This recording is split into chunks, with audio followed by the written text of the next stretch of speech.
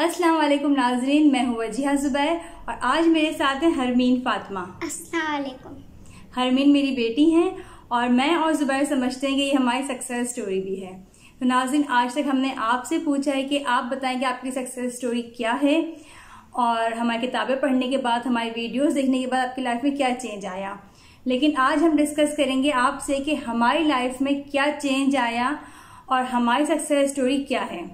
नाज़रीन, जुबैर को शुरू से ही किताबें पढ़ने का बेहद शौक था और ख़ास तौर पर नफ्सियात पे जुबैर ने बहुत किताबें पढ़ी हैं और पेरेंटिंग के टॉपिक पे भी जुबैर ने बेतहाशा किताबें पढ़ी हैं।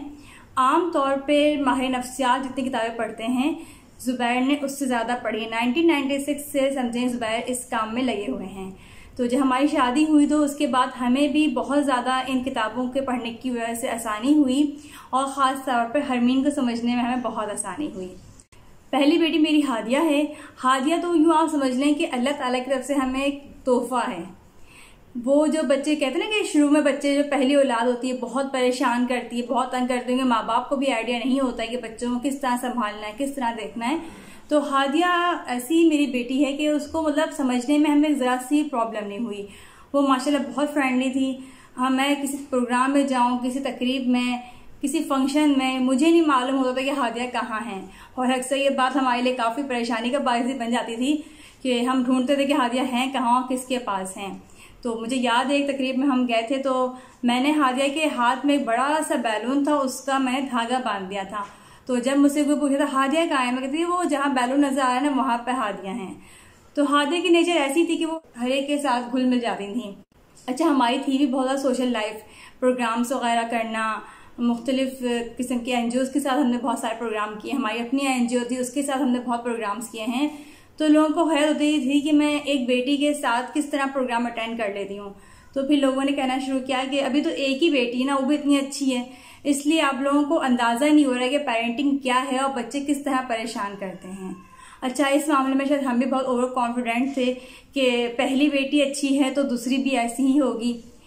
अच्छा, दूसरी हमारे पास आई माशाल्लाह से हरमीन।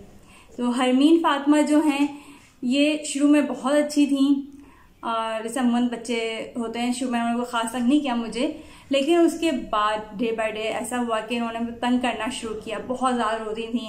अगर वॉशरूम में जाती थी तो ये जुबैर की गोद में होती थी, मतलब ये बिना गोद के रहती ही नहीं थी। तो तब मुझे अंदाज़ा हुआ कि वाकई है बच्चों को संभालना बहुत मुश्किल है, कोई आसान बात नहीं है। हरमीन फातिमा की जो बड़ा मसला तो ये था किसी के पास जाती नहीं थी और जुबैर के माशाल्लाह 10 बहन भाई हैं, बहुत बड़ी फैमिली है। तो और मैं जो थी अपनी सास ससुर के साथ रहती थी, तो जाहिर सी बात है ज़्यादा जिम्मेदारियाँ मेरे ऊपर थी।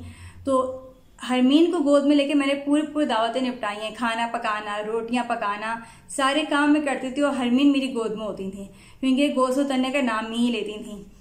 तो फिर हमने आहिस्ता आहिस्ता इस बात को समझने की कोशिश की कि ये तो मसले का हल नहीं है कि मैं इसको गोद में लेकर रखूं और घर के सारे काम करती रहूं। बहुत मुश्किल था मेरे लिए, मेरी हेल्थ भी उसकी वजह से काफ़ी मुतासिर हुई थी, बहुत ज़्यादा बीमार भी हो गई थी मैं, क्योंकि आपको आइडिया है कि मुझसे बच्चे को गोद में लेकर रख के ना और उसके साथ काम करना कितना मुश्किल है। अच्छा, हम बच्चों को बहुत ट्रेडिशनल तरीके से हैंडल करने की कोशिश करते हैं, तो हमने भी कई दफ़ा इसको डांटा डपटा, मैंने गोद से उतार दिया कि नहीं अब मैं तो गोद में नहीं लूंगी, लेकिन इसने क्या कि हम रोना शुरू कर दिया।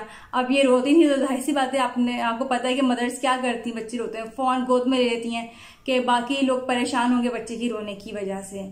फिर जब हमने किताबें पढ़ के हमने इसे समझने की कोशिश की कि बच्चों को बहुत प्यार मोहब्बत से हैंडल करना है। इस तरह जो हमारा ट्रेडिशनल तरीका है कि बच्चों को डांट डपट के और मार पीट से हैंडल करने का, इससे मसाइल हल नहीं होते, मज़ीद बढ़ते हैं। तो समझे 3-4 दिन तो मैंने और जुबैर ने बहुत बर्दाश्त से काम लिया कि इसको ये रोती थी, जिद करती थी, हम कहते थे नहीं बेटा कोई मसला नहीं है, नहीं, बड़े आराम से प्यार मोहब्बत समझाया। फिर 3 दिन के बाद समझे हमारा अपना टेम्पर लूज हो गया। हमने कहा हम नहीं कर सकते, ये शायद अंग्रेजों की ही फिलॉसफी है कि बच्चों को प्यार मोहब्बत समझाएं, इस पर हम अमल नहीं कर सकते। तो लेकिन फिर रात में बैठे हुए मैं और जुबैर, एक किताब थी उसको हम पढ़ रहे थे, तो वो पढ़ते हुए हमें आइडिया हुआ कि हरमीन माशाल्लाह से 1.5 साल की हो चुकी थी। तो 1.5 साल तक हमने इसको बहुत गलत तरीके से हैंडल किया। तो वो जो हमने 1.5 साल तक गलत तरीके से हैंडल किया था, तो नाज़रीन 3 दिन में वो मसला कैसे हल हो जाता। तो हमने इस बात को रियलाइज़ किया कि नहीं, हमें इतना ही टाइम देना है, कम से कम इतना नहीं तो 1 महीना तो हमें देना है कि हम हरमीन को संभलने का टाइम दें, उसको समझने की कोशिश करें। तो हमने फिर यही किया कि हमने मतलब बहुत ज़्यादा बर्दाश्त से, बहुत सब्र से काम लिया और हरमीन को हमने बिल्कुल डांटना डपटना सब हमने छोड़ दिया। अच्छा, एक बात मैं यहाँ पे अक्सर पेरेंट्स से भी करती हूँ कि बच्चों के रोने में नहीं आना। तो हमने भी ये गलती की थी कि जब हरमीन को मैं गोद से उतारने की कोशिश करती थी, वो रोती थी और मैं गोद में ले लेती थी। तो मैंने इस मामले में थोड़ी सी अपनी पावर दिखाई। मैंने कहा आपको जितना रोना आप रो लें, लेकिन रोने के बाद आपको वो चीज़ नहीं मिलेगी। तो ये अगर मेरी गोद में आने की जिद करती थी रोने के बाद, तो मैंने नहीं गोद में लिया इसे। या अगर इसने किसी चीज़ की मुझसे जिद की और मैंने कहा नहीं बेटा मैं आपको अभी नहीं दे सकती, और ये रोई, तो मैंने बात नहीं मानी। अच्छा, इस सिलसिले में भी हमें बहुत ज़्यादा समझें बातें सुनने को मिली। कैसे बेरहम माँ बाप हैं कि बच्चे रो रही है और उन्हें को परवाह ही नहीं है, अपने काम में लगे हुए हैं। लेकिन यहीं पे बात समझने की ज़रूरत है कि बच्चे चेक कर रहे होते हैं कि हमें कि हम किस हद तक जाते हैं, हम किस हद तक रोते हैं कि हमारे माँ बाप हमारी बात सुन लें। तो माशाल्लाह से बहुत जल्द हरमीन ने इस बात को समझ लिया कि मैं रोऊंगी तो मुझे चीज़ें नहीं मिलेंगी।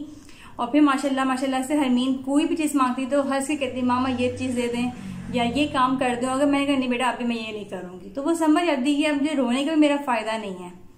अच्छा, इसमें हमें काम करने का हमें यह फ़ायदा हुआ कि आगे माशाल्लाह से अली आए, तो अली में हमें बहुत ज़्यादा हेल्प आउट हुआ इसकी वजह से। हरमीन का जो इशू था, बाद में हमने इस बात को और ज़्यादा रियलाइज़ किया कि जो मेरे 9 मंथ्स थे वो बहुत ज़्यादा टेंशन में गुजरे थे, तो इसका भी बच्चे बहुत ज़्यादा असर पड़ता है। तो नाज़रीन, ज़ुबैर की दोस्त हैं डॉक्टर शहला मजहर, तो ज़ुबैर ने उनसे ये मामला डिस्कस किया कि मेरी बेटी जो बहुत परेशान करती है और मतलब मेरी वाइफ को काम करने देती नहीं है और हर वक्त साथ साथ रहती है।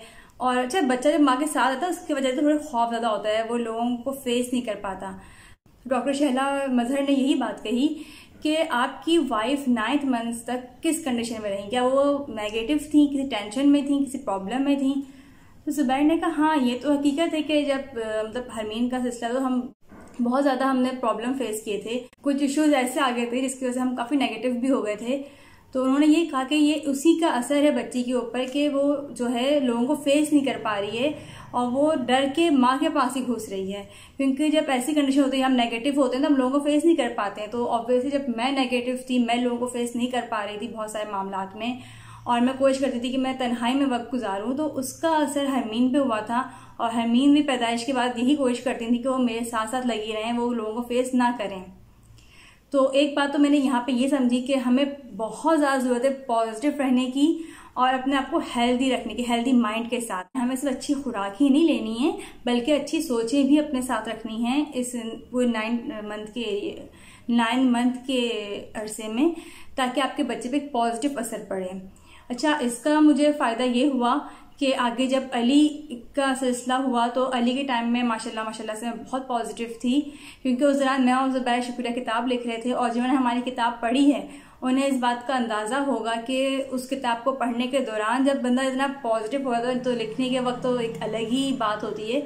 तो मैं बहुत ज़्यादा पॉजिटिव थी, तो उसकी वजह से माशाल्लाह से ये हुआ कि अली जो थे वो बहुत पॉजिटिव माइंड के साथ इस दुनिया में आए, और मतलब उसने कभी मुझे परेशान नहीं किया अली ने।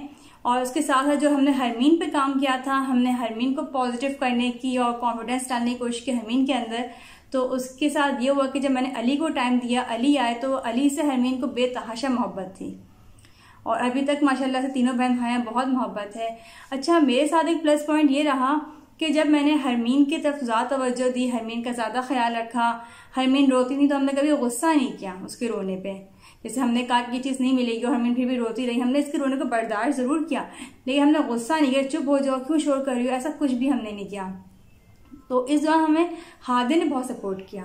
हादिया ने हरमीन के साथ बहुत ज़्यादा टाइम स्पेंड किया। हादिया हरमीन को समझाती थी कि हरमीन यूँ करो, हरमीन यूँ करो, तो हरमीन को समझने में हादिया ने हमारा बहुत साथ दिया है। उसके बाद जब अली आया तो अली के मामले में हरमीन ने हमारा साथ दिया। तो माशाल्लाह से हमारी फैमिली इस लिहाज से बहुत अच्छी रही कि हमें सिर्फ एक बच्ची मेहनत करनी पड़ी, और माशाल्लाह उसके बाद अली भी मतलब अली भी ज़्यादा मेहनत नहीं करनी पड़ी, क्योंकि हरमीन और हादिया ने बहुत अच्छी तरीके से अपने भाई को भी संभाला। तो नाज़रीन, अब माशाल्लाह से हादिया जो है मेरी पहली औलाद है, बड़ी बेटी है मेरी, तो अब वो माशाल्लाह से 10 साल की हो चुकी है। अब वो आहिस्ता आहिस्ता 13 ईयर्स की तरफ जा रही हैं। तो ऐसे बच्चे को ज़्यादा होती है माँ की, बाप की, दोनों की। तो जब हादिया चाहती है मेरा टाइम स्पेंड करना, मेरे साथ वॉक करना, जुबैर के साथ अकेले वॉक करना या जुबैर अकेले बाहर जाना, तो माशाल्लाह से हरमीन और अली इस बात का बहुत ख्याल करते हैं कि हाँ कोई बात नहीं है, आप ले जाएं हादिया को, हम अपना खेल रहे हैं, हम अपना काम कर रहे हैं। बताने का मकसद ये कि रिलेशनशिप में स्पेस होना बहुत ज़रूरी है।